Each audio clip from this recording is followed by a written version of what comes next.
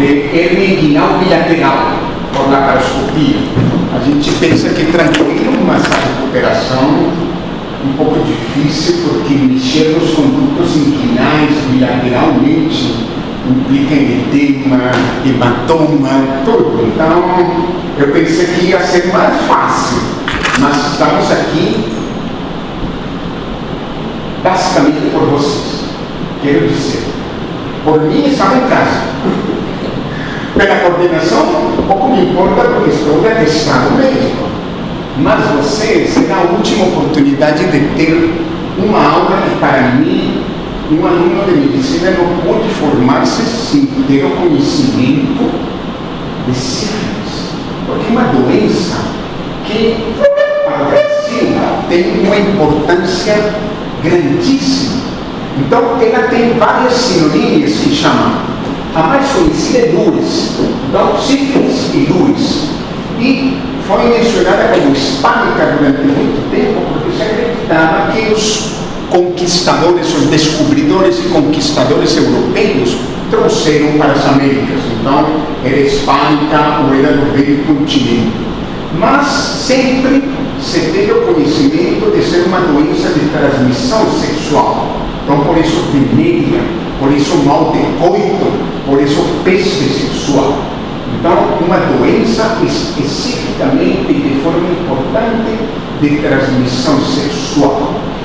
Uma evolução que tende, e essa é a palavra importante, tende a cronificar, ou seja, passa por fase aguda e, se não acontecer nada, cronifica sempre. Então, isso é o que chamamos história natural da doença. Ela cronifica se não fizermos nada. E a manifestação, apesar da transmissão sexual, e nós apreciarmos na parte de clínica essa manifestação em órgãos sexuais como primeira manifestação, posteriormente a manifestação é completamente sistêmica. Então, isso que nós podemos dar de introdução. Do agente biológico, vocês já na microbiologia estudaram diferentes bactérias. Então, lembrar, as bactérias se classificam pela morfologia: cocos, bacilos, espirilos. Dentro dos espirilos existem 3 grupos diferentes: os treponemas, as espiroquetas de outras e os víbrios, como cólera, estava aí, e são bactérias que têm uma forma como longa, fina e de morfologia helicoidal. Helicoidal é em forma de parafuso. E esse parafuso permite a locomoção dessas bactérias, porque tem um flagelo. Não é um flagelo livre, mas é um flagelo submembranoso. Então, imagine uma bactéria com forma helicoidal que tem um movimento de parafuso. Então, imagine uma parafusadeira fazendo esse movimento helicoidal. E imagine uma mola que tem forma helicoidal, uma mola que você aperta e ela volta ao seu tamanho. Então, esse movimento de voltar ao tamanho e o movimento rotacional é o que permite a mobilidade destas bactérias.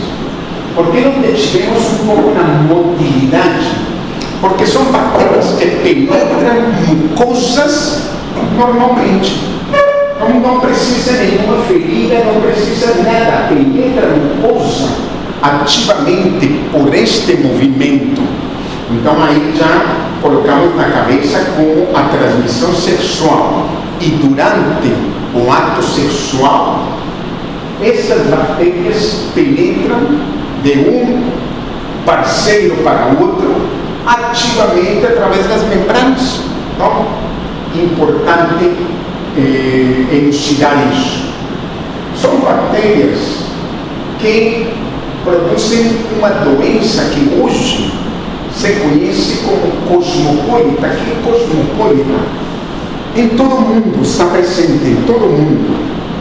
Mas é uma doença que agora vamos ver, não se distribui igual em todo mundo. Então, apesar de estar presente em todo mundo, a distribuição é diferente. Colocamos para ressaltar, e eu fiquei tentado ontem aumentar essa porcentagem de 90%, eu digo mais de 90%, e eu diria mais de 95% talvez. Então, pensar que a transmissão da sífilis é sexual é o mais importante da transmissão sexual. As outras formas de transmissão são muito menos importantes. Parenteral, hoje, raríssimo. Agulha, seringa, descartáveis, transfusão de sangue, medicamentos, órgãos transplantados, raríssimo. Vertical é uma, e agora vamos ver na sífilis congênita, é uma das formas de sífilis mais facilmente tratáveis. Então, só tem sífilis congênita aquele RN que não sabia a mãe no momento do parto que era portadora de sífilis. E ele nasce com a sífilis. Então, algo que você vê assim fora de qualquer organização do sistema de saúde. Experimental, os que mexem, raro. E tem uma explicação da convivência importante sífilis HIV. Então, essa dupla é uma dupla muito importante, porque as duas de transmissão sexual, as duas coexistem fácil e comumente, e uma modifica a outra. Não vamos entrar em detalhes, mas aquele paciente que tem sífilis e HIV, nós vamos só explicar a evolução da sífilis não mesmo de uma pessoa que não tem HIV. Então, deixar isso claro. Muito bem, como é uma doença aguda de evolução crônica, ela tem uma evolução de décadas. Então, lembrem da HIV que a gente explicou, 10 anos de evolução da infecção pelo HIV, 10 anos. Aqui pode ser 10 anos, às vezes mais. Então, é a expressão que se chama história natural. Sempre lembrem esse termo. O que significa história natural de uma doença? Significa como ela evolui se ninguém fizer nenhuma intervenção. Isso chama história natural. Quando tratamos, mudamos a história natural. Já não vai acontecer essa evolução. Então, a evolução crônica da sífilis passa por fase aguda, vamos ver agora, mas tende a cronificar. Ela se divide academicamente em duas fases fundamentais: sífilis recente e sífilis tardia. Menos de 4 anos, recente. Mais de 4 anos, tardia. Lembrar que esse tempo de 4 anos foi estabelecido por nós para estudar e para determinar isso. Não quer dizer que com 3 anos e 364 vai mudar, não, nada, mas em mais ou menos 4 anos o tempo que você diz assim, passou de recente para tardio. E existem fases latentes, igual que falamos para HIV, que é latência. Digo, está presente a infecção, mas não tem nenhuma expressão clínica. Então, isso chama latência, está latente. Está presente, mas está latente. Então, é a grande divisão da classificação de sífilis. 4 anos, recente e tardio.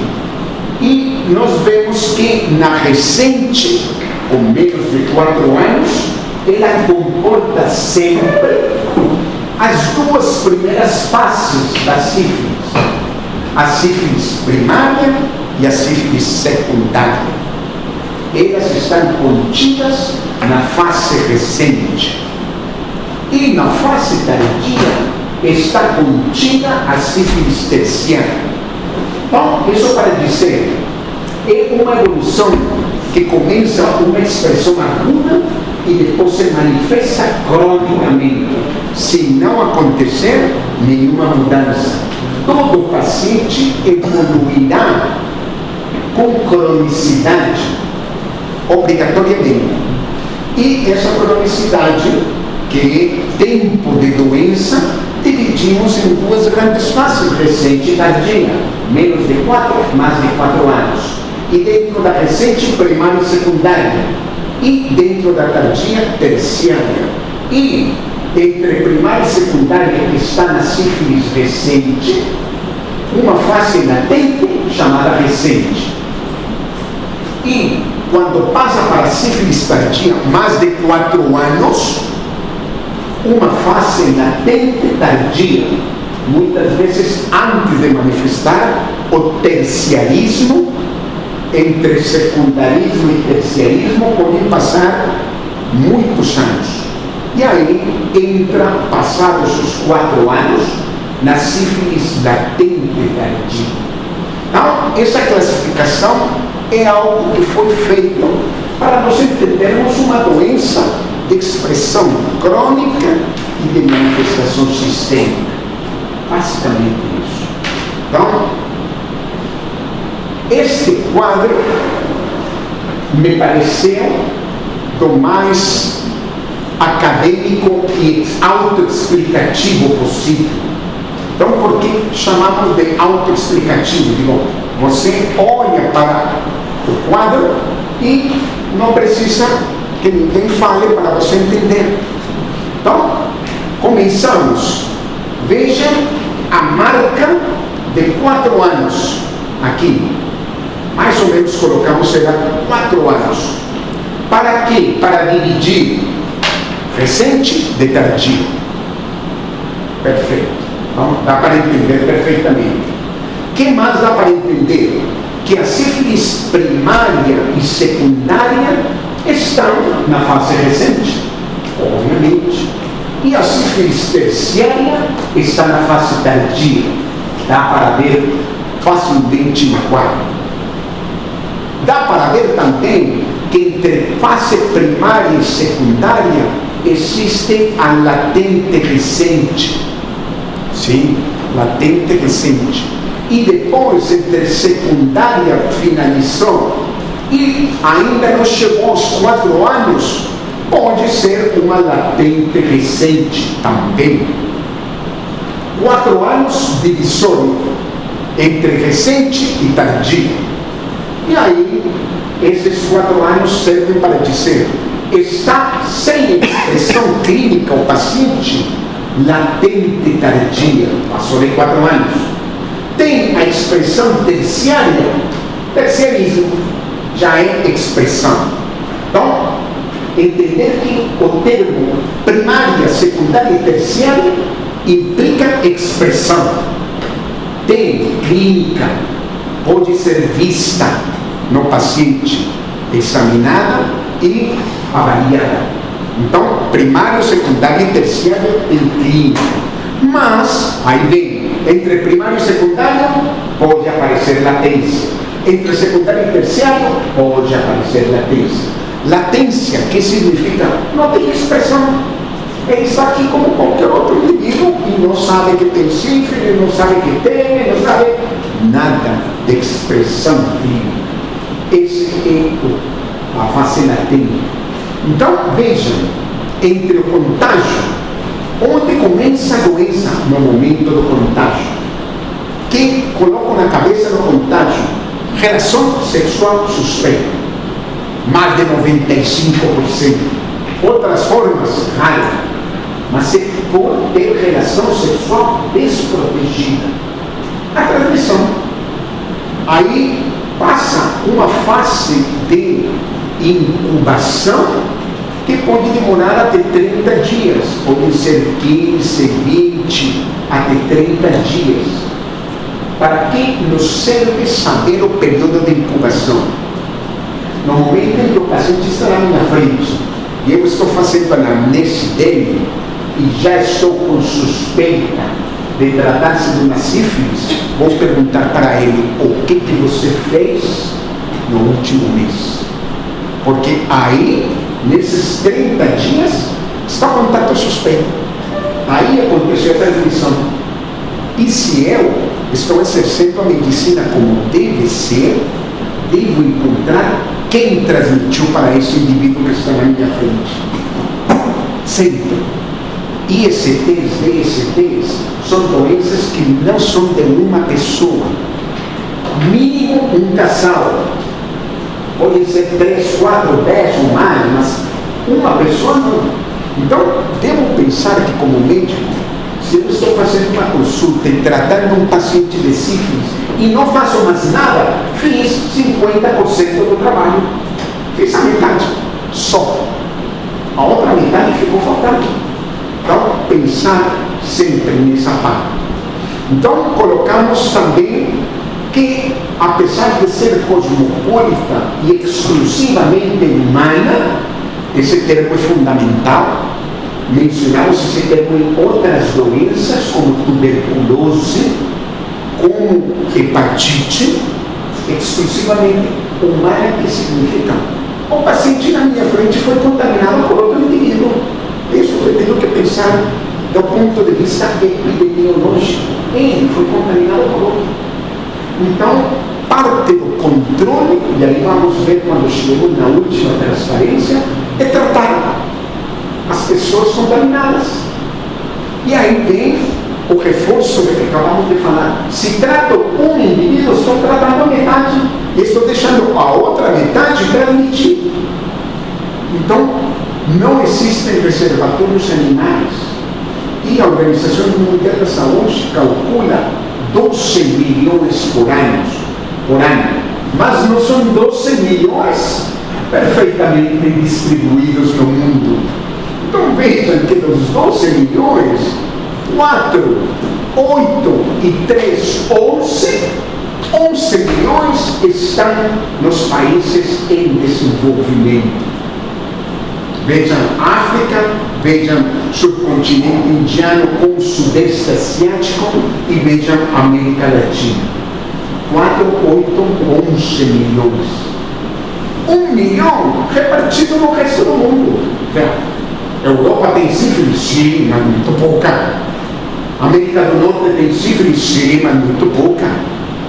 E quem representa essa diferença de concentrar-se em uns países e não em outros? Que os outros países fazem a tarefa de casa. Que eles vão atrás de todos os contatos suspeitos de um caso, tratam todo mundo e cortam a transmissão facilmente. Que significa os 11 milhões nos países em desenvolvimento?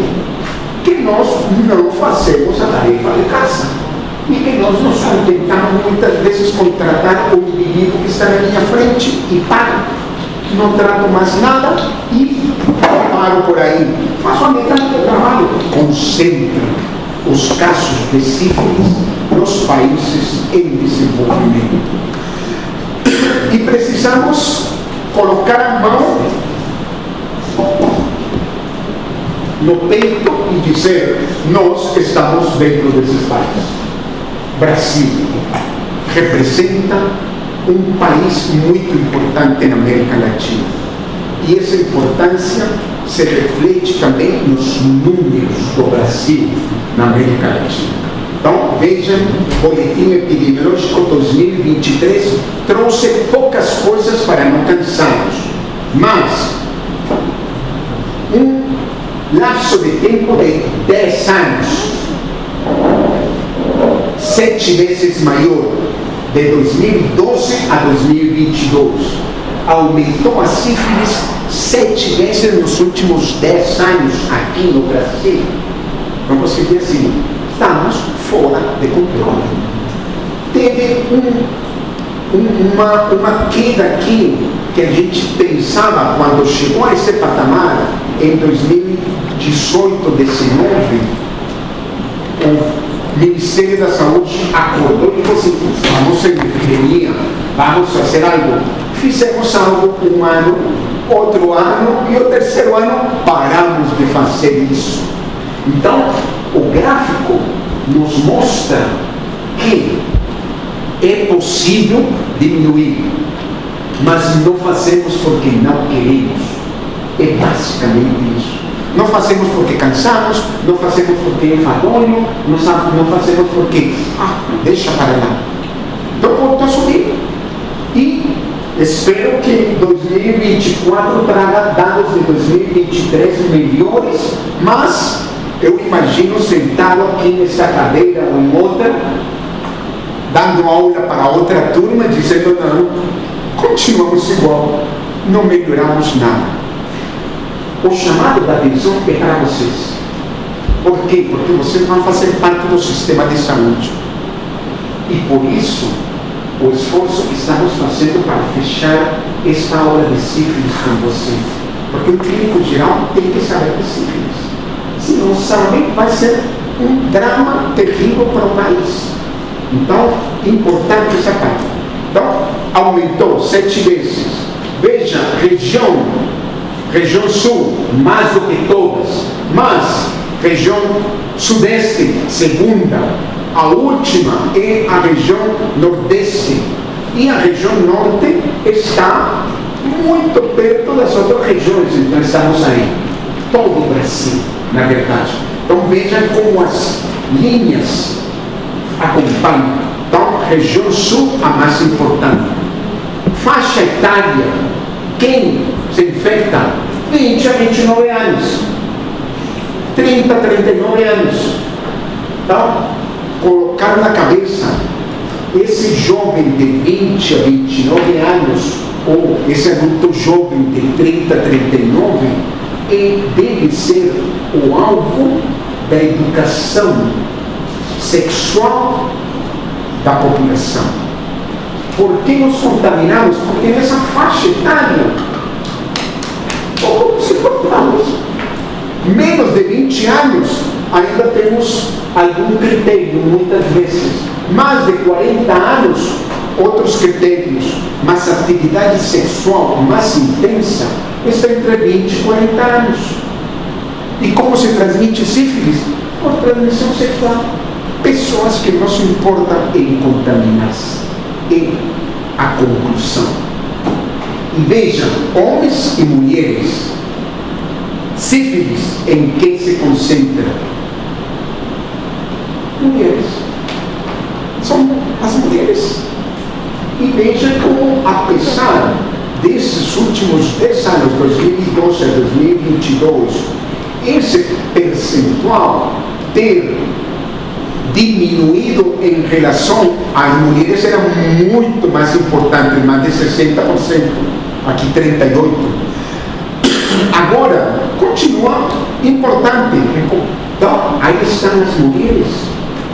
Então, um chamado de atenção para região, sexo, idade, que você que assim sabe, tenho que ter em conta isso para colaborar no momento em que eu estiver atendendo pacientes dessa região, desse sexo, dessa faixa etária. E, só para finalizar, em mortalidade de sífilis congênita, quem pula para primeiro lugar? Região norte.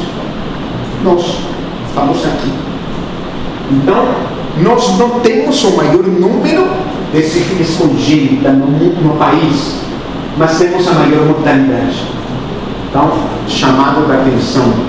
E esse chamado de atenção termina com isso. E, basicamente, através de números, dizer para vocês, é importante. Então, se estamos, tanto vocês quanto eu, dedicando um sábado de manhã, poderíamos estar fazendo outras coisas. Para isso, assim, é porque vale a pena esse chamado da atenção. E esse DST no Brasil, se destaca o Brasil dentro dos países da América Latina. O Brasil é dos países que percentualmente e em números globais mais colabora com IST-DST no mundo. Sífilis, gonorreia, clamídias, herpes, HPV. Vamos dizer assim, todas, em todas. Por quê? Então, é uma questão intrínseca na educação sexual, que ainda não se conseguiu mudar aqui no Brasil. Essa educação sexual que começa na escola e que outros países fazem muito melhor do que o Brasil, lamentavelmente. Muito bem. É uma doença exclusivamente humana. Então, não temos modelos animais que nos servam para estudar sífilis. Como não temos esses modelos animais, fica muito difícil saber claramente a fisiopatologia. Fica muito difícil, porque não temos como experimentar. Então temos que encontrar um paciente com sífilis primária e ver o que aconteceu, imaginar o que aconteceu do contágio até a expressão primária, pegar um de secundária, examinar e ver o que aconteceu entre esse primário e secundário, e assim por diante. Então é tudo um pouco mais especulativo. Estudamos doenças em que temos modelos animais fabulosos. Malária é uma. Lembram quando estudamos malária, fisiopatologia, sequestro com citoaderência, com formação de Rosetta? Isso podemos fazer no camundongo, e estudar e aprender. Então, temos em outras doenças, aqui não temos modelo animal. Que se sabe que o treponema pálido, que é a espiroqueta causadora da sífilis, está presente na fonte de contaminação. Quem é a fonte? Uma pessoa. Sexo masculino, feminino ou outros alternativos, está aí o treponema pálido. E através da relação sexual se transmite. Relação sexual de qualquer tipo. Então coloquem aí todas as variabilidades possíveis. Todas as variabilidades possíveis. Pode ser sexo vaginal, anal ou diferentes. Mas a espiroqueta que falamos no início, que tem esse formato helicoidal, ela penetra mucosas. E está aqui o primeiro passo. Que sabemos? Penetra pela mucosa. Que mucosa? Oral, vaginal, peniana, anal. Outra parte penetra em geral pelas mucosas e se dissemina via linfática e sanguínea, e posteriormente, a partir da disseminação local, sempre pense nisso, se a disseminação local acontece numa transmissão sexual mais comum, os órgãos sexuais masculinos, femininos, então a primeira disseminação é linfática inguinal, é a primeira. Então, os linfáticos e os linfonodos inguinais são os primeiros que vão contaminar-se e, a partir daí, para todo o organismo. Então, lembrem bem, uma doença aguda com expressão crônica. E agora vamos ver isso claramente. Aguda, vamos ver no local em que aconteceu.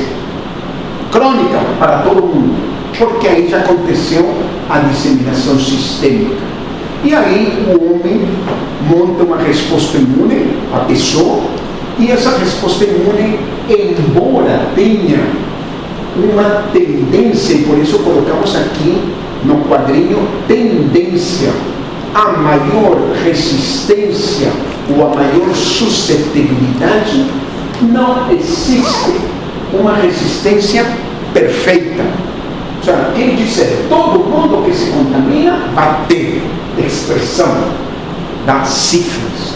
embora alguns mais controlados, outros mais disseminados. É basicamente o que nos mostra o quadro. Montamos uma resposta eficaz, parcialmente. E por que falamos parcialmente? O mesmo que falamos para HIV. Se podemos viver uma década com uma infecção, é porque a resposta imune fez algo. Com certeza. Senão, teria acontecido um desfecho fatal. Não, a resposta imune funciona. É eficaz para curar? Não é. Não é. E por isso vem a manifestação. Então, você sabe que em horas atinge os linfonodos regionais. Quais? Inguinais, em relação sexual comum, outros podem ser axilares, podem ser cervicais, outros, dependendo como aconteceu a transmissão. E dissemina por todo o corpo. E aí monta uma resposta imune. Que é uma resposta imune, o que falamos, parcialmente eficaz. Por que parcialmente? Porque a pessoa vai ter manifestação, mas não vão morrer disso. Então é parcialmente eficaz. E essa resposta imune implica em uma inflamação, sobretudo dos vasos, uma inflamação perivascular, vaso, periferia do vaso, que concentra linfócitos e plasmócitos e posteriormente fibroblastos. Sempre pensar, que faz o fibroblasto? Produz tecido conectivo. Que significa presença de fibroblasto? Vai cicatrizar e vai produzir fibrose. Isso é geral. Então, essa inflamação com presença de fibroblastos no endotélio vascular de diferentes vasos sanguíneos vai determinar o que se conhece hoje como a expressão mais importante da sífilis em termos patológicos. Se alguém perguntar para vocês como se expressa patologicamente a sífilis de forma clara, através de um processo de endarterite obliterante. Então, é só destrinchar esse termo. Arterite, artérias, mas as menores do que as maiores. As artérias e arteriolas, muito mais frequentes. Endarterite, camada interna e dando todo o envolvimento da artéria. E obliterante, vai fechando, porque vai fibrosando. Então vejam a figura patológica da endarterite obliterante. Então você vê um vaso em que está sendo parcialmente fechado. Quando chegamos à expressão de sífilis, primária, secundária e terciária, vocês dizem, em todas elas três, existe endarterite obliterante. Na lesão sifilítica está presente esta endarterite obliterante. Então, é o que se sabe da patologia da sífilis. Muito bem. O que é mais importante do que saber patologia de sífilis? Saber clínica. E a clínica se distribui em três fases: primária, secundária e terciária. Lembrem bem, as latentes não tem clínica. Não tem, porque está latente. Então a manifestação clínica está no primarismo, no secundarismo e no terciarismo. Quando começa a infecção sifilítica, no momento da transmissão sexual, o treponema passa de um indivíduo para outro através da relação sexual. 20, 30 dias de incubação, manifestação primária. Como se chama a manifestação primária? Cancro. É o cancro chamado de inoculação. Então, cancro é ferida. Sinônimo, ferida, úlcera, cancro. E para diferenciá-lo do cancro mole, que vocês estudaram nas outras ISTs, este é chamado de cancro duro. Cancro duro. Por quê? Pelas características que ele tem, que estão todas colocadas aqui do lado do cancro de inoculação. Onde acontece o cancro? Onde aconteceu a relação sexual e como aconteceu? Pênis, vagina, ânus, boca, dedos, em qualquer outra parte. Aí acontece o cancro de inoculação. Então, imaginem o cancro de inoculação, o local onde a espiroqueta, que tem um movimento de parafuso e de mola, penetrou na mucosa. E aí gera um cancro de inoculação. Que tem esse cancro? É da perite obliterante. E como se expressa esse cancro? Uma lesão geralmente, não obrigatoriamente, mas geralmente única. Única. Não são múltiples. Me ajuda a diferenciar de cancro mole, que em geral são múltiples úlceras. Duro, única ou poucas. Fundo, limpo.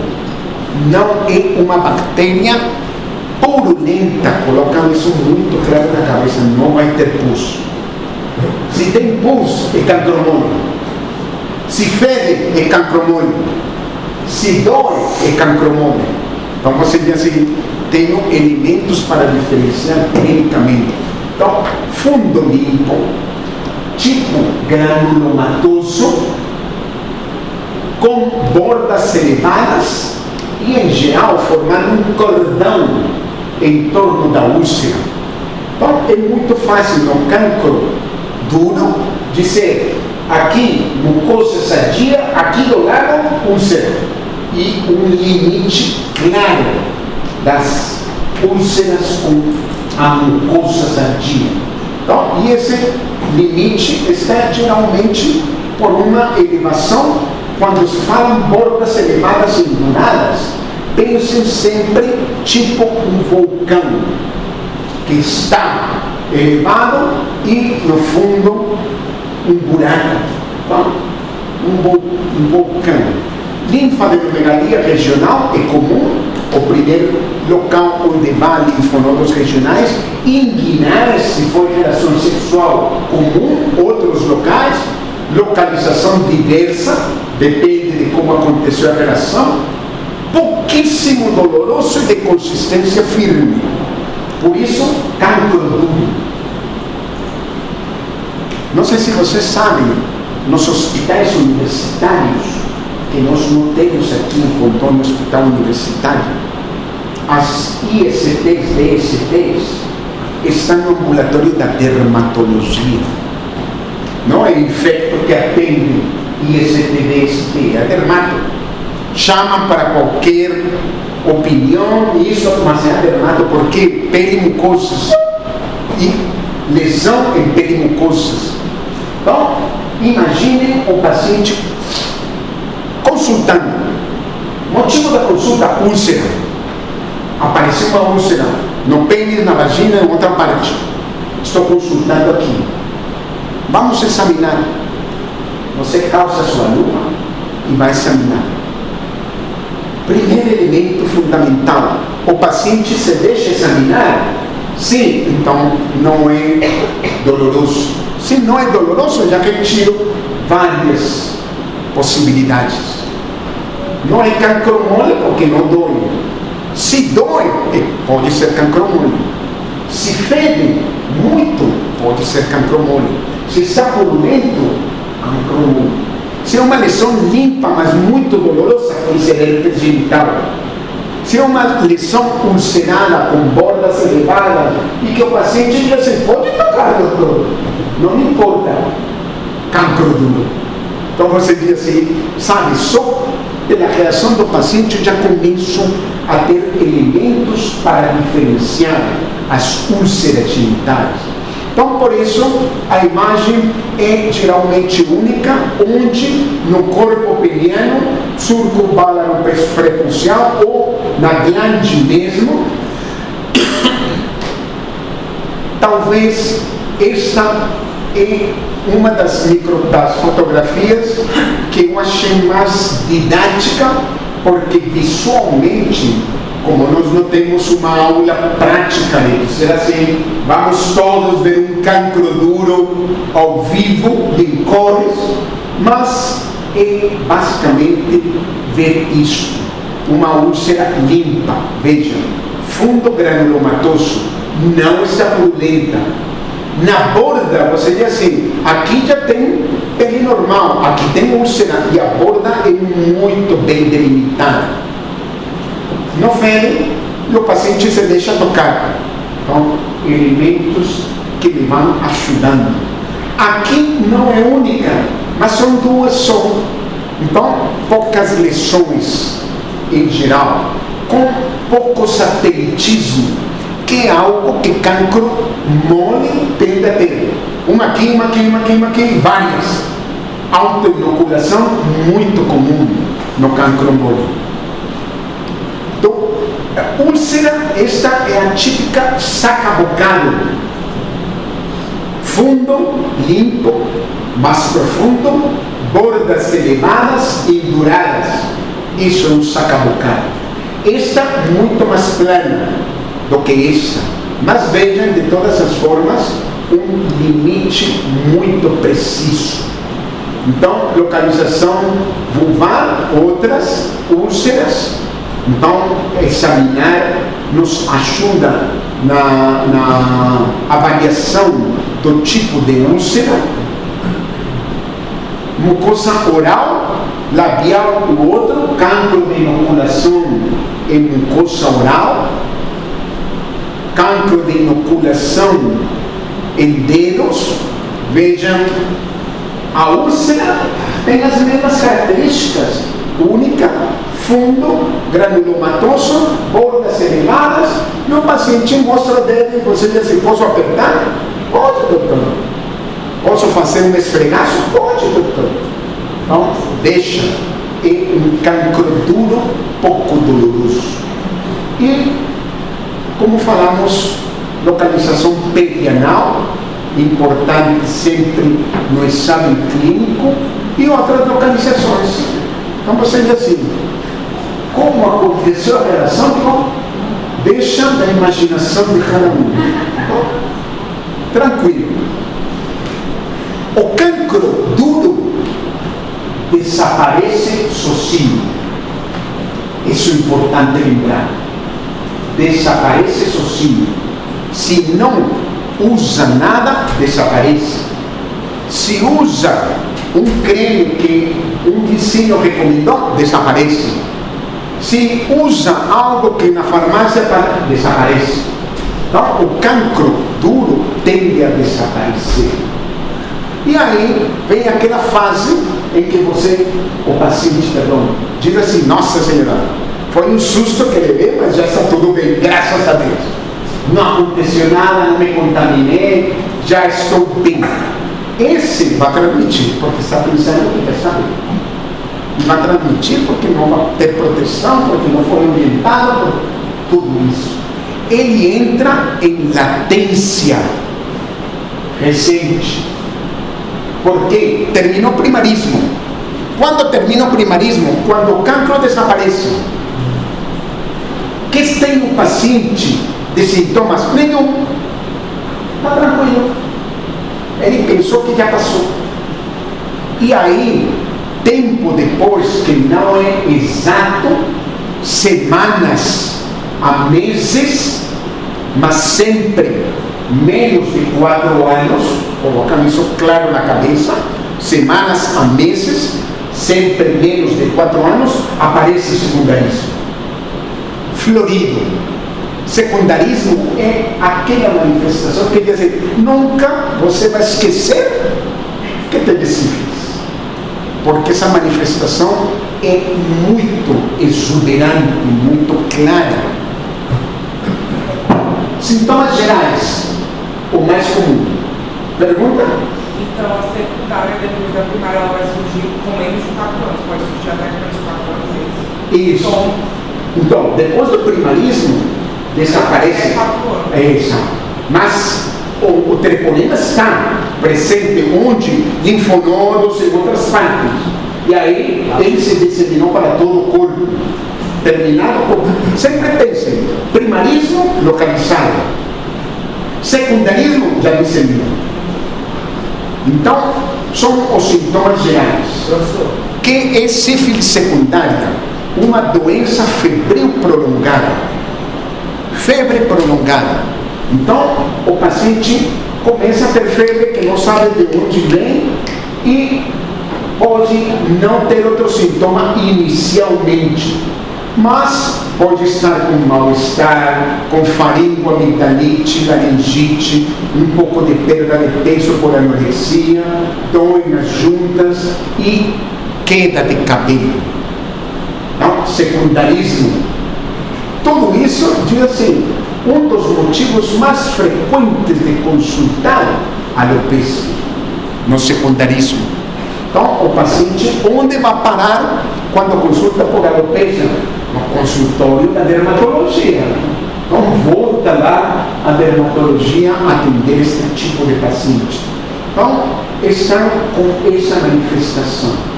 Até quando vem a explosão que chama? Qual é a explosão? O paciente pinta completamente.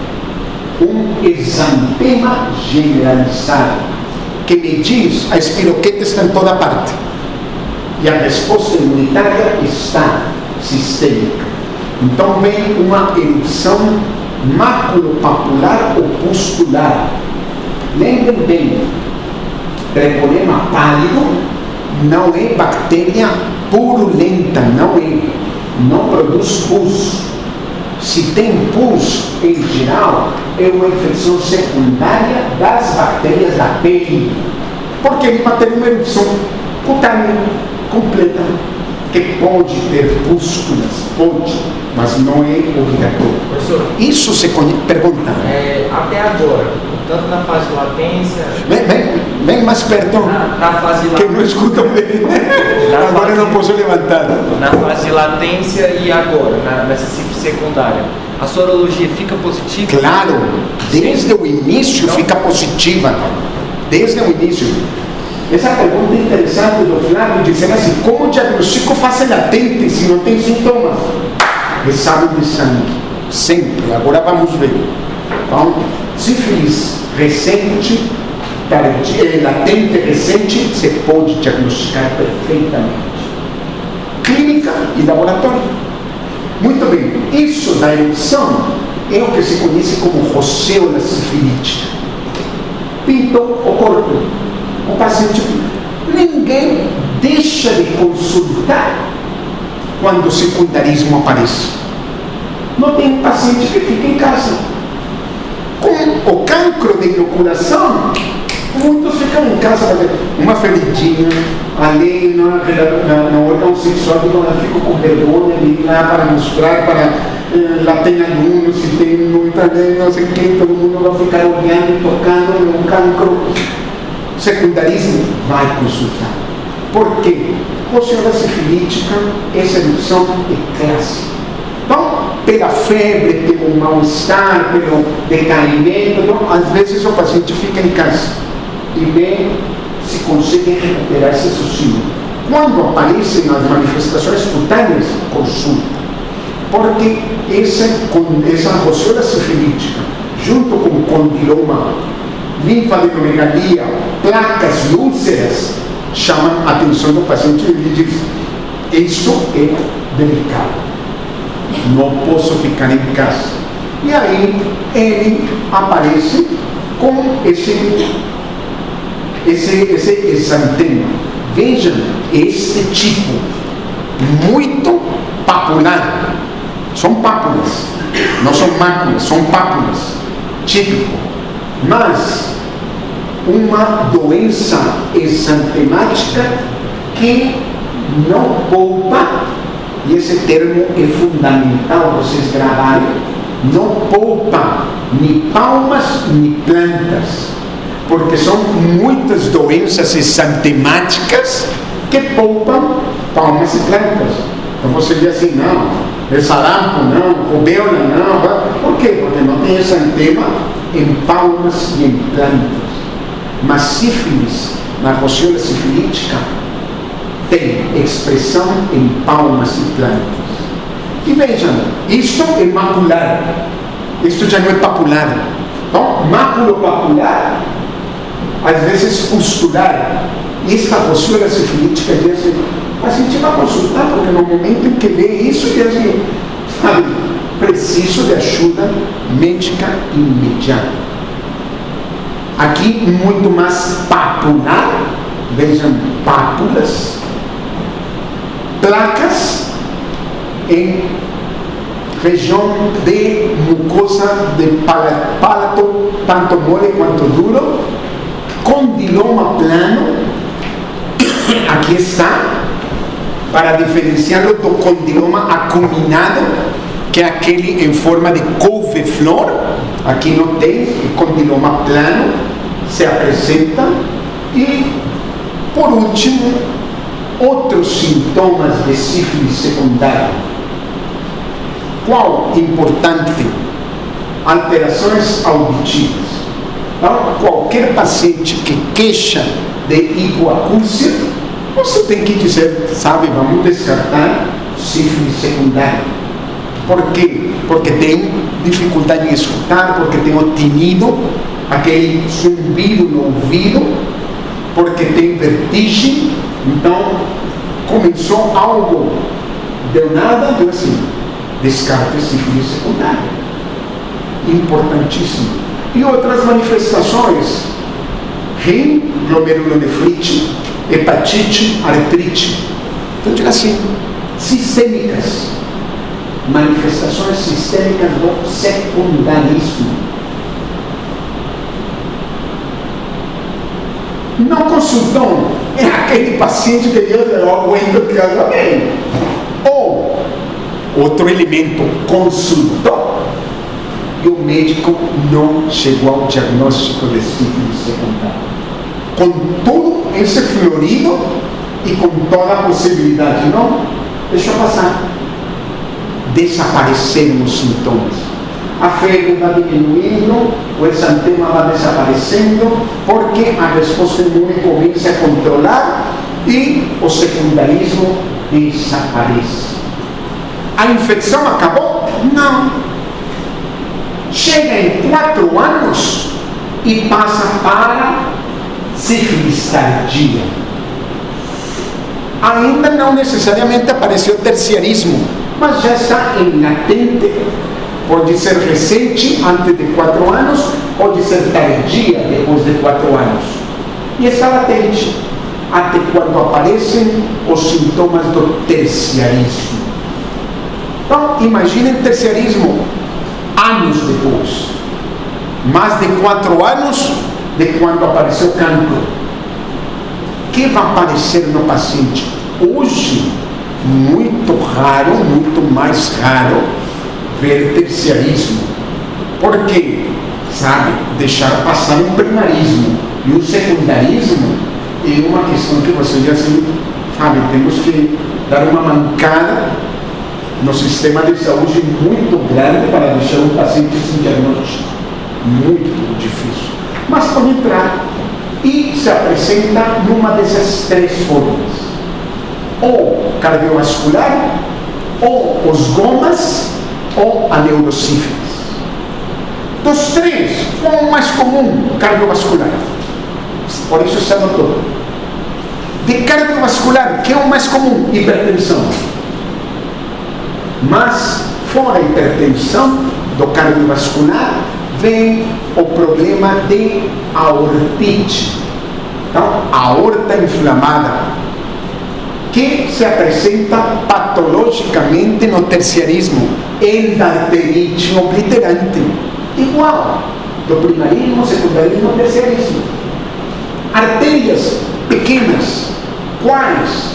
lembram pela sua anatomia e histologia que a aorta tem um fluxo de alimento sanguíneo fornecidos pelos vasa vasorum.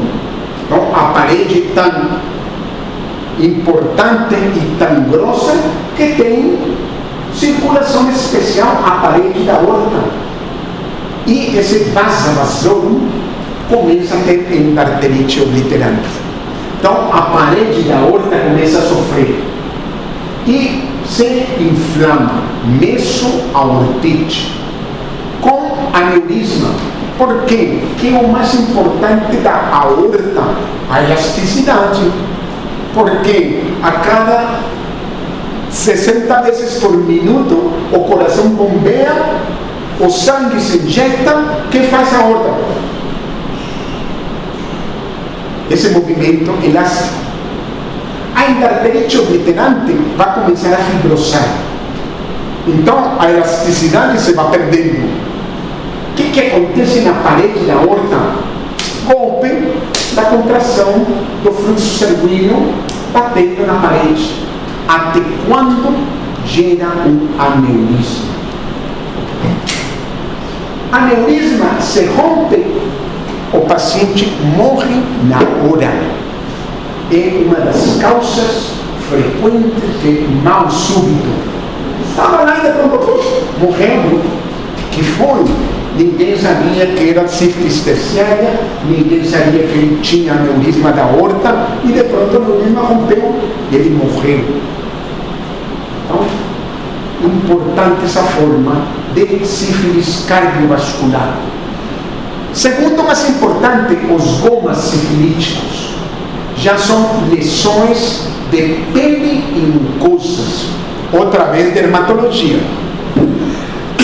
Este de aortite tudo, o cardiologista pega muito e aí encaminha para o infecto dizendo uma sífilis terciária, me ajuda aqui para tratarmos e para tudo.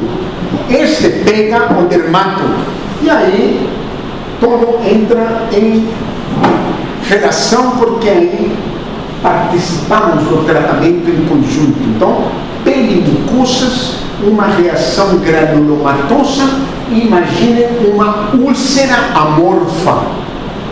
E por isso, o termo centro coagulado amorfo, porque quando você engoma, não é um cancro duro, não é.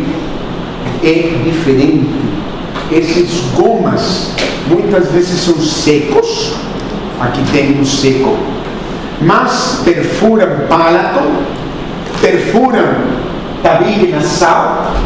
Um dos motivos importantes de diagnóstico diferencial de perfuração de tabique nasal, a parte cartilaginosa, sífilis, tuberculose, hanseníase, leishmaniose, vamos seguir assim, perfura nariz, a pirâmide nasal de Sara. E vejam, úlceras amorfas, você diz assim, esta planta do pêndulo, o que é isso? Não tem começo, não tem fim, não tem nada. Vejam na testa do paciente, isso que chama centro coagulado, não é pus, mas é um material gelatinoso. Isso são gomas sifilíticas, muito vistos no passado, mas voltaram a aparecer. Teve aulas de 10, 15 anos atrás que a gente mostrava gomas sifilíticos em fotografia de branco e preto, porque não tínhamos nada recente. Agora temos fotografias de cores, precisamente pelo aumento dos casos de sífilis que estão tendo na última década. Neurológicas, última forma da sífilis terciária, a menos comum, mas é uma expressão importante. Então, neurosífilis. Aí essa neurosífilis pode ser meningovascular, então pode ser um paciente com meningite, uma cronicidade na meningite que não é comum, que você não sabe do que se trata, pessoas perdendo capacidade cognitiva, então foi diagnosticado como idoso com demência senil, e aí, na verdade, estou perante um paciente com sífilis terciária que está perdendo cognição por um problema tecido nervoso de uma sífilis terciária. Mas o mais comum da sífilis terciária neurológica, se alguém perguntar, é o tábeis dorsais. Tábeis dorsais. Então, os cordões posteriores da medula espinhal, eles começam a ser lesados. E aí começam essas dores irradiadas a membros inferiores que o paciente não sabe de onde vem. Ele chama de dor fulgurante ou lancinante, então de pronto uma dor com um correntaço que você vê assim, sabe, não sei o que está acontecendo, e ele começa a ter problemas de equilíbrio. Então, Romberg positivo, o paciente fecha os olhos e não se consegue manter em equilíbrio. Impotência, claro, incontinência, tanto anal quanto vesical. E a marcha tabética, que é esta figura que está aqui na parte de cima da transparência. Como é um tabético caminhando, ele não coloca o calcanhar primeiro quando dá o passo, ele coloca a ponta porque o pé é caído. Então isso se chama marcha tabética. Então, ponta do pé antes do calcanhar, a marcha tabética. E uma palavra para a sífilis congênita. Não esqueçam algo muito importante que serve para todas as doenças congênitas infecciosas congênitas. Talvez na pediatria já estudaram ou estudarão toda a síndrome de Torch. Infecções congênitas, toxoplasmose, rubéola, citomegalovirus, herpesvírus. Então, o RN nasce com estigmas de infecção congênita. Para essas infecções congênitas, vale idêntico para todas as infecções congênitas. 3 trimestres de gravidez. Primeiro trimestre, placenta muito bem estruturada, transmissão transplacentária menos frequente, mas dano muito exuberante. Por quê? Porque vai pegar a fase de formação do feto. Então, se a transmissão é no primeiro trimestre, as manifestações morfológicas de malformação são mais importantes. Terceiro trimestre, placenta, já a barreira placentária não é aquilo. Frequência de transmissão muito maior no terceiro trimestre. Malformação congênita pouca, mas manifestação sistêmica de infecção recente muito mais. E aí são estes. O RN que se contaminou no terceiro trimestre de sífilis congênita, ele nasce com rinorreia, erupção cutânea, muitas vezes anemia ou a icterícia do recém-nascido, hepatosplenomegalia, lesões,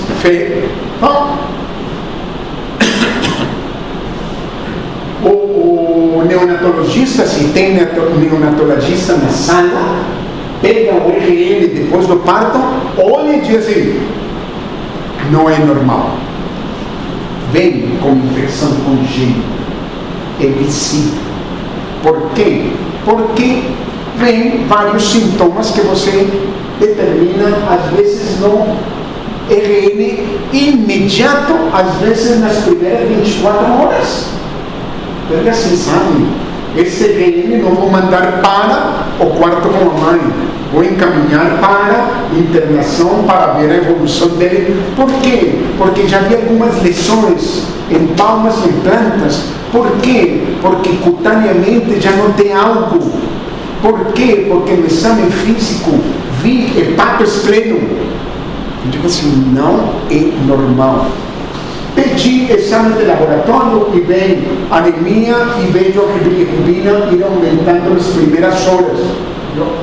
Infecção congênita, claro. Então, essa parte da infecção congênita é da transmissão no terceiro trimestre, perto do parto. Quando a transmissão aconteceu no primeiro trimestre ou mais precocemente, as manifestações clínicas não são imediatas. O RN nasce e não parece nada alterado, mas conforme se desenvolve, ele pode ter todas as alterações de malformações de desenvolvimento. E aí vem os termos clássicos do que se chama uma facies sifilítica. Talvez na semiótica vocês estudaram em algum momento facies típica ou atípica. Facies atípica, todo mundo que não tem nada especial. Facies atípica. Facies típica, um sifilítico tem facies típica. Como identifico essa face? Fronte olímpica, nariz em cera, tíbias em sabre, dentes de Hutchinson, hipoplasia maxilar, com prognatismo e pode ter surdez. Então, quando você vê já no desenvolvimento do RN, essa fronte olímpica, que no adulto se mantém, nariz em cera, veja hipoplasia do maxilar superior com prognatismo. Então, esta facies tipicamente sifilítica. Então, é uma transmissão congênita muito mais precoce na gravidez. Dentes de Hutchinson. Então, tem que aparecer o primeiro dente para ver como ele começa a aparecer com essas marcas centrais. Tíbias em sabre, o RN chega aos 12 meses e já vai começar a ficar em pé e começam a ver-se essas. Então, tardiamente, muitas vezes se diagnostica isso tardiamente. Então, vejam, se deixou passar uma sífilis de transmissão congênita e não se tratou a tempo o paciente. Muito bem, chegamos na parte do diagnóstico, que é provavelmente a parte mais importante da aula, porque é a parte que a gente cobra de um clínico geral saber e interpretar resultados de laboratório associados a sífilis. Então, o diagnóstico direto procura pelo agente etiológico. Posso, em qual? Num cancro. Posso pesquisar treponema plano? Posso. Onde mais posso pesquisar? Numa lesão cutânea, num goma sifilítico. Posso. Qual é a grande dificuldade? A grande dificuldade é que para procurar um agente etiológico eu preciso de uma infraestrutura especial que na saúde pública e nos lugares menos desenvolvidos, esqueça, não temos um biotério com animais de laboratório com visualização em microscópio de campo escuro. ênfase no seguinte: lembrar, treponemas e espiroquetas não podem ser visualizadas em microscópio de luz. Nunca. Não tingem com grão, porque não são visualizadas. Embora tenham estrutura de grão negativa, ou seja, membrana externa, mas não são visualizadas em microscópio comum. Então, vou fazer um esfregaço de um cancro e mandar para o laboratório para que ele core com grão e olhe no microscópio. Não vou visualizar nada. Preciso de um microscópio de campo escuro, que não está disponível em toda parte, um microscópio especial. Então, difícil. Para visualizar em tecidos uma biópsia da úlcera, do cancro, da lesão, da pele, da mucosa, preciso fazer processos caros, dispendiosos e demorados. Imunofluorescência, imunoperoxidase. Biologia molecular, preciso ter um laboratório completamente montado para a biologia molecular. Então, tudo para dizer que o diagnóstico direto da sífilis, vocês têm que saber que é possível, mas é pouco comum. Por ser pouco comum, nós concentramos muito mais no diagnóstico indireto, que procura pelos anticorpos que se sintetizam contra o agente etiológico. Então, essa detecção de anticorpos, sejam eles IgG ou IgM, são feitas os testes através de duas metodologias diferentes.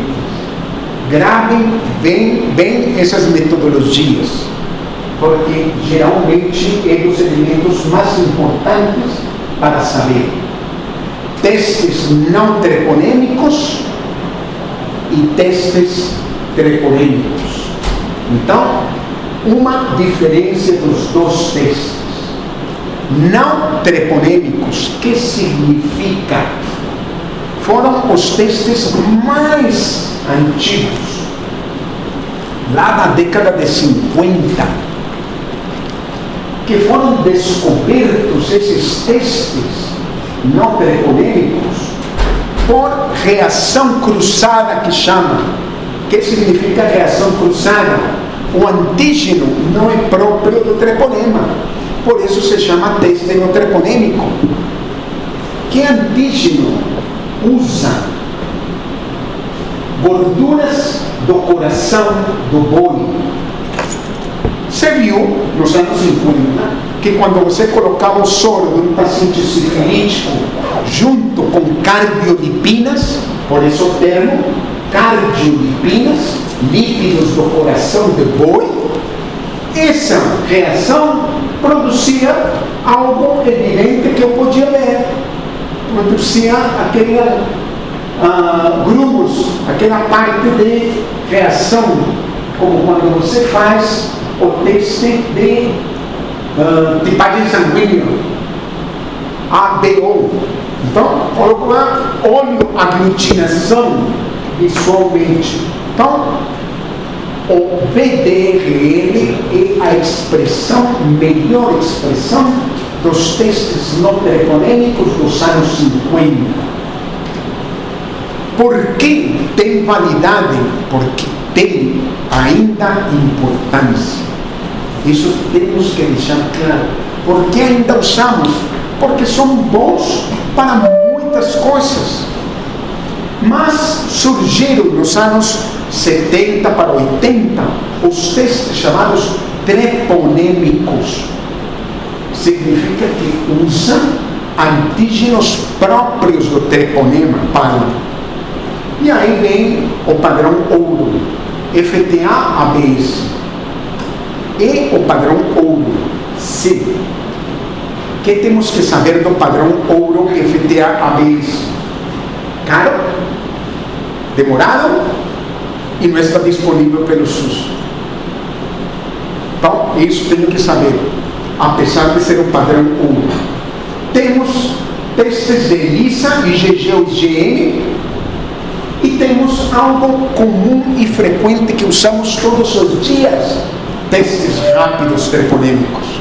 Furar a pontinha do dedo, colocar na plaquinha e ver a reação. É treponêmico e é fácil, barato, rápido. Encontra em qualquer parte.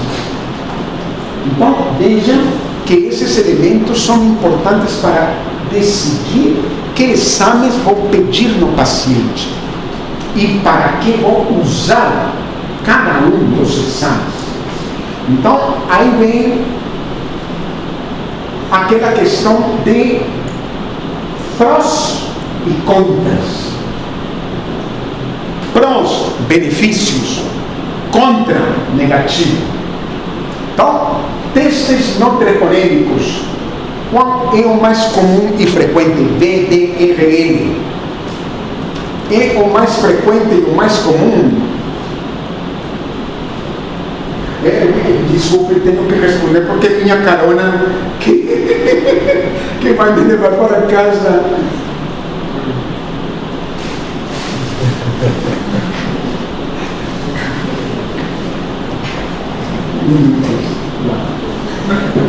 Então, VDRL, por que usamos ainda um teste dos anos 50? Porque é barato, porque encontra em qualquer parte, porque é fácil de ser realizado. E uma pessoa com mínimo treinamento pode fazer um VDRL. Qualquer técnico de laboratório básico faz VDRL. Estão em Chupinguaia, tem um laboratório que faz VDRL. Então, encontro em municípios pequenos. Aí está. Qual é o enorme valor do VDRL? É quantificável. Por isso está no topo. Que é quantificável. Posso contar em diluições, 1 para 1, 1 para 2, 1 para 4, 8, 16, 32, 64, e fazendo diluições. Que me representam as diluições? Positividade. 1 para 1, positivo, mas muito fraco. 1 para 8, positivo, um pouco melhor. 1 para 64, positivo, bem positivo. 1 para 256, caramba, que positivo. Então, isso me dá essa força. E que tenho que pensar no VDRL? Todo paciente com sífilis tem VDRL positivo. Todo paciente com sífilis tem VDRL positivo. Não deixa passar um paciente sifilítico. Então, é valiosíssimo. E uso para monitorar o tratamento, porque é quantificável. Estava 1 para 256. Tratei, tem que cair até negativar. Negativou, curou da sífilis. Então, me ajuda a acompanhar o tratamento. Muito importante. Negativos do VDRL. Tudo pode positivar um VDRL. Então, pensem isso do lado de todo paciente sifilítico tem VDRL positivo, sim. Agora, perguntem-se de forma diferente. Todo VDRL positivo é sifilítico? Não. Tem enorme quantidade que não são sifilíticos. Então, não me serve para fechar diagnóstico. Importantíssimas essas duas concepções. E os treponêmicos, eles são os primeiros que positivam. Então, o paciente teve uma relação sexual uma semana atrás. Eu quero saber se aconteceu infecção.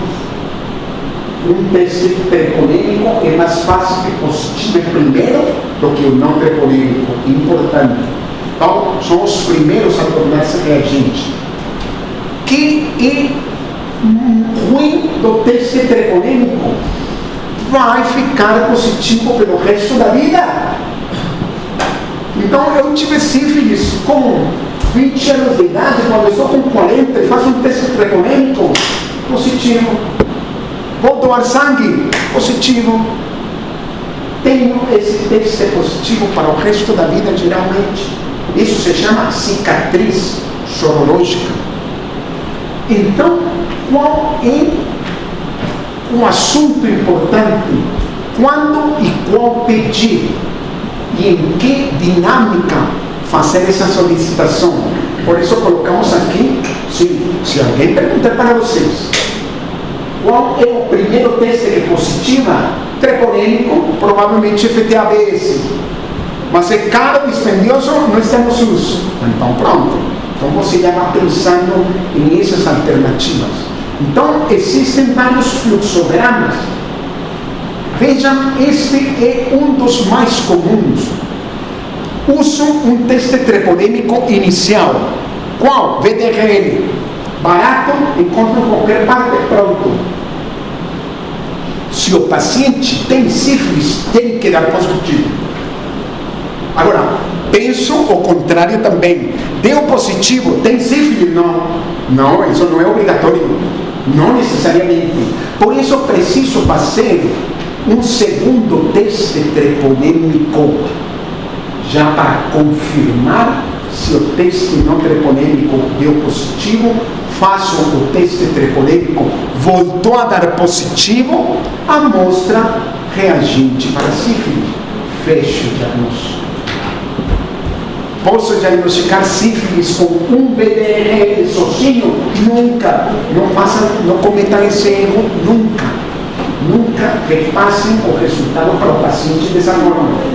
Ah, minha senhora está com sífilis. É uma idosa de 72 anos que veio para a consulta com uma doença crônica, pedi VDRL por anômalo positivo. Não posso dizer para ela, a senhora está com sífilis. Então, importante isso. Grávida, no pré-natal, VDRL positivo. Está com sífilis? Não. Gravidez pode positivar VDRL. Tenho que fazer o teste treponêmico sempre para confirmar. E a outra forma comum é esta: começar com outro teste e depois seguir nessa confirmação. Então, o que tem que pensar? Um exame isolado não serve para nada. Isso que tenho que pensar. Por isso, metodologia diferente disso. Por isso tenho que seguir esta sequência: teste treponêmico ou teste não treponêmico reagente. Tenho que usar um teste treponêmico e ver se é reagente, e se combina os dois, o diagnóstico de sífilis confirmado. Termina tudo aí? Não. Por quê? Porque existem as possibilidades das chamadas cicatrizes sorológicas. O que é uma cicatriz sorológica? O indivíduo teve sífilis 10 anos atrás e consulta por algo parecido. Teve uma lesão úlcera genital, pediu um teste treponêmico positivo, lembre, vai ficar positivo o resto da vida. Pedi um não treponêmico positivo, mas 1 para 4. Então você diz assim, sabe, será cicatriz sorológica? O VDRL tende, lembrem bem isso, tende a negativar com o tratamento, mas não obrigatoriamente sempre negativa, não é obrigatório, mas tende a negativar. Agora, o que é obrigatório? Que a diluição caia, isso sim. Então, por isso, para interpretar cicatriz sorológica, eu sou obrigado a ter documentação do tratamento anterior. Tem que estar no prontuário que o paciente diagnosticou, tratou e que tinha VDRL 1 para 64 e agora está com VDRL 1 para 8. Então, 64 diminuiu para 32, para 16, para 8. Então, assim, 4 diminuições. É cicatriz sorológica. Não tenho isso, não tenho direito a pensar em cicatriz sorológica. E aí vem aquela questão que continua. fiz uma lista de tudo que pode positivar, cortei porque não cabia na transparência, tudo que pode positivar um VDRL. Então veja, tudo, é tudo. Isso que significa claramente sensibilidade do VDRL altíssima, especificidade péssima. Por quê? Porque a gravidez pode positivar, porque a idade avançada, porque todas estas doenças podem positivar o VDRL. Então, muito sensível, pouquíssimo específico. Diagnóstico diferencial, no topo aparecem as 4 ISTs, DSTs com úlcera genital: cancro mole, granuloma inguinal, linfogranuloma veneno, herpes simples. Sífilis é a 5ª doença com úlcera genital. Então, tem úlcera, penso numa das 5. E aí não sabe. A não ser que se trate de uma úlcera, não de uma IST-DST. Então, tem esporotricose, tem leishmaniose, tem entrada, tuberculose. Então, outra. Mas entra no diagnóstico diferencial. Tratamento o mais simples do mundo. Para tratar, dividimos em 2 grandes grupos: recente e tardio. Lembrem bem da classificação: recente, primária e secundária; tardia, terciária. Que uso a penicilina que Sir Isaac Fleming descobriu no final da década de 30, ainda funciona em treponema. E qual penicilina? A benzatínica, a mais simples das penicilinas. Penicilina benzatínica, aquela que ele toma uma injeção e que por 28 dias mantém níveis de terapêuticos funcionais. Paciente suspeita, metade do tratamento numa nádiga, metade na outra, e sai caminhando um pouco torto na consulta, mas sai tratado. Então, aí está a dose. Então, 1.200.000 em cada nádiga, 2.400.000. Tem, a dica, tem dúvida? Aplica isso assim. É melhor que o paciente saia tratado do que você deixar sair um paciente sem tratamento. Dúvida? Use a benzatínica. Por quê?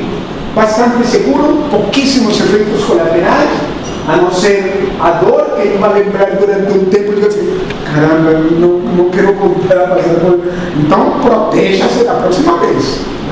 Aí, terciarismo, que é neurosífilis, você diz assim: já vá para a internação, já vá para outro, a terciária já vá para outro. Então, fazemos ênfase no primarismo e no secundarismo. É o mais importante para vocês gravarem. E gravar isso. Na dúvida, tratam. Quando comece a tratar o paciente, penso exatamente nessas palavras que vou mencionar. Estou tratando um indivíduo, estou fazendo a metade do trabalho. Ah, o paciente saiu com benzatínica da consulta. Perfeito, mas ele disse assim: estou fazendo a metade do trabalho. Não mais do que isso. Então, importante essa parte. E aí vem uma profilaxia que está mais do que sabida, como o preservativo é perfeitamente importante, educação sexual importantíssima, o controle sorológico pré-natal e pré-parto evita toda a transmissão congênita, o diagnóstico de sífilis durante a gravidez implica no tratamento do recém-nascido e é uma doença que acompanha ambulatorialmente sem maior problema. Perguntas, dúvidas? Agora vou levantar.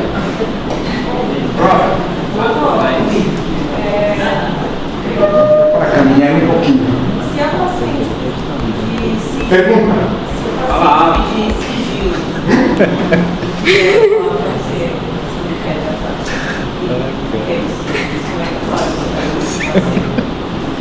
Um paciente que falou que teve sífilis no passado. Ele me comenta que teve sífilis. Não tenho registro em nenhum prontuário de tratamento. Não tenho acesso.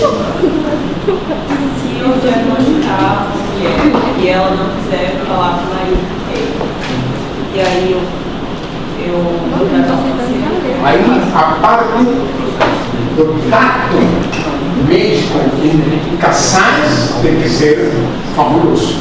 Vocês têm que aprender isso na prática. Em que momento eu posso dizer um para o outro? Se separo os dois, se vejo que estão desconfortáveis, mas não deixo de fazer o meu trabalho, porque vou pensar que vão ficar desconfortáveis.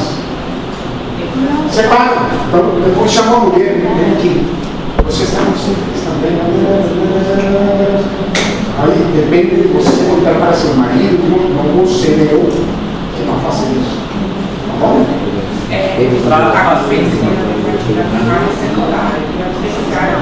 Igual, a terciária só tem dose dobrada.